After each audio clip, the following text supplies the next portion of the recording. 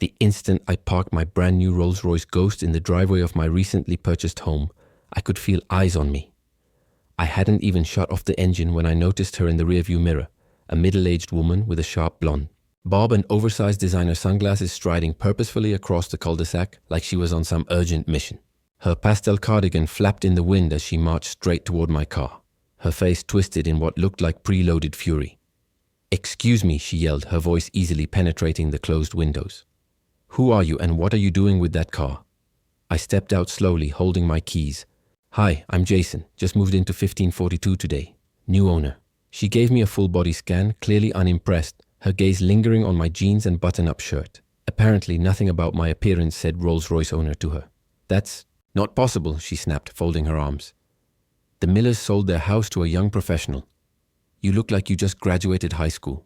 "I'm 21, I responded calmly with a friendly smile. "And yes, I bought the house from the Millers last month. The sale just closed." Her eyes narrowed suspiciously as she began circling my car like a predator. "No one your age can afford a car like this unless it's stolen. I'm calling the police. We don't tolerate criminals in Oakwood Estates." Before I could say a word, she had already whipped out her phone and was dialing 911, staring at me as if expecting me to make a run for it. I leaned casually against my car, unfazed. This wasn't the welcome I expected, but I was no stranger to this kind of judgment. As the president of a thriving tech startup recently acquired for an 8-figure sum, I was used to being underestimated because of how young I looked. "Yes, officer," she spoke into the phone loud enough for half the street to hear. "There's a suspicious young man here with a Rolls-Royce. I'm almost certain it's stolen. He's at 1542 Oakwood Drive. Please send someone before he takes off." I sighed and pulled out my phone, texting my assistant to expect a delay. It was clear this move-in day was going to take longer than planned.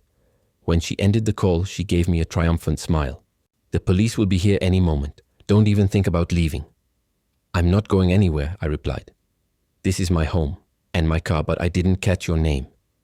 "Karen Wellington," she announced with pride. "President of the Oakwood Estates HOA for 6 years running. And you definitely don't fit the profile of a homeowner here." Of course her name was Karen. Life really has a sense of irony. "Well, Karen," I said, taking out my wallet, "I can assure you I legally own both the house and the car. I'm happy to show you my ID, or even the deed. I've got digital copies."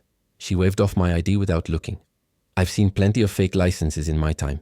The HOA has strict vetting procedures, and I don't remember approving anyone who looks like you." That last bit didn't sit right. Her gaze flicked from my car to my skin, and it was painfully clear she wasn't just talking about age. I took a breath and reminded myself, her prejudice wasn't my burden. "Actually, Karen, the HOA doesn't have any say in individual real estate deals. The sellers accepted my offer, financing cleared, and the deal was legally completed. I live here now. Approval or not." Karen flushed red with frustration. "We'll see about that. And that car, no 21-year-old has that kind of money unless it's something shady. Are you laundering money? Hacked someone's account?"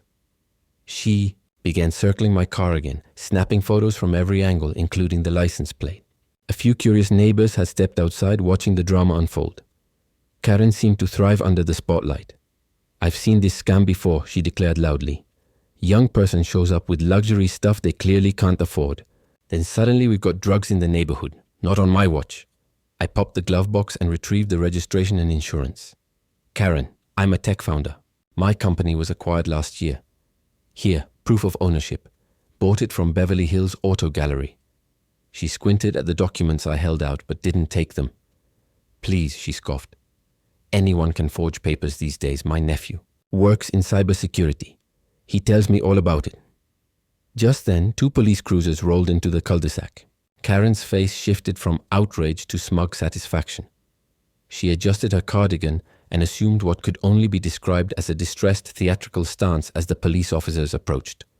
"Officers, thank goodness you're here," she called out, hurrying toward them. "I caught this young man in the act. He's driving a stolen luxury car and pretending he lives here.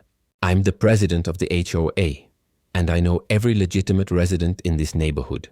The 2 officers, one older with a salt and pepper mustache and the other younger and clean-shaven, approached cautiously. The older one addressed me directly. "Sir, we received a report about a potentially stolen vehicle. May I see your license and registration?" Of course, officer, I replied, handing over the documents I had ready. My name is Jason Chen. I just closed on this house and was in the middle of moving in when this woman accused me of stealing my own car. The younger officer began reviewing the paperwork while his partner watched the interaction closely. Karen stood nearby, cutting in whenever she could. He's clearly using forged documents, she insisted. I've led this HOA for 6 years and oversee every new residence application. This young man would never be approved here. And that car? It's worth over $300,000. He's barely old enough to drink. The older officer gave her a raised brow but kept things professional. Ma'am, please step back and let us handle this. Meanwhile, the younger officer ran my details through their system. He soon returned and spoke quietly to his partner, but I could still make out the words. Everything checks out. The car's registered to him, no flags. Insurance is valid. The property title was transferred last month and recorded with the county. Karen apparently overheard too. Her voice pitched higher, more desperate. That can't be right. Check again. He must have hacked something. People like him don't own cars like that. The way she said people like him didn't go unnoticed. The older officer's tone cooled as he turned to her. Ma'am, what exactly do you mean by people like him? Karen hesitated briefly before covering with, I meant young people. 21-year-olds don't drive Rolls-Royces unless they're up to something shady. I'm only trying to protect our neighborhood from crime and falling. Property values. At that moment, a neighbor from across the street stepped forward. He was an older man with silver hair and a kind expression. Officers, sorry to interrupt, but I think you should see something, he said, holding up his phone. My doorbell cam recorded the whole exchange. I was watching it live from my office when I heard the noise. Karen's expression shifted, for the first time, from indignant to uncertain. I'd be happy to email you the footage, the neighbor continued. It includes some unfortunate comments Mrs. Wellington made before you arrived. What sort of comments? The younger officer asked. The neighbor looked at me hesitating. She said, and I quote, we don't need his kind dragging down our property values, and added that she'd personally see to it he was removed from the neighborhood. There were other remarks too, but I'd rather not repeat them publicly. Karen went pale. That's being taken completely out of context. I was just voicing concern about maintaining our community standards. The older officer turned back to me. Sir, your paperwork is in order. I apologize for the trouble, he said, handing back my documents. You're free to continue settling into your new home. Then, shifting his focus to Karen, his demeanor became significantly less friendly. Mrs. Wellington, may I speak with you privately for a moment? The officer asked. As they stepped aside, I watched from a distance as Karen's hand gestures grew increasingly frantic. The younger officer stayed with me and offered another apology for the interruption. No worries, officer, I told him. I know you're just doing your job. By then, a larger crowd of neighbors had gathered, many of them now casting disapproving looks in Karen's direction instead of mine. The mood in the cul-de-sac had clearly shifted. After several minutes of quiet discussion, the older officer pulled out his notepad and began writing. Then Karen's voice suddenly pierced the air. You can't be serious. I was doing my duty. I'm the president of the HOA. What happened next left everyone speechless. The officer began calmly reading her Miranda rights. Karen Wellington, you are being placed under arrest for filing a false police report and for verbal harassment with discriminatory intent. Both are misdemeanors under state law. Karen stood frozen in disbelief. This is outrageous, she yelled as he gently but firmly led her toward the patrol car. I was protecting the neighborhood. This is reverse discrimination. I'll have your badge for this. Her protest only grew louder as she realized what was happening. I didn't mean anything by it. I was just being careful. You can't arrest someone for being cautious. The neighbors stood in stunned silence, many of them likely remembering their own run-ins with Karen's obsessive HOA enforcement. Now, the self-appointed guardian of the cul-de-sac was being placed in the back of a squad car.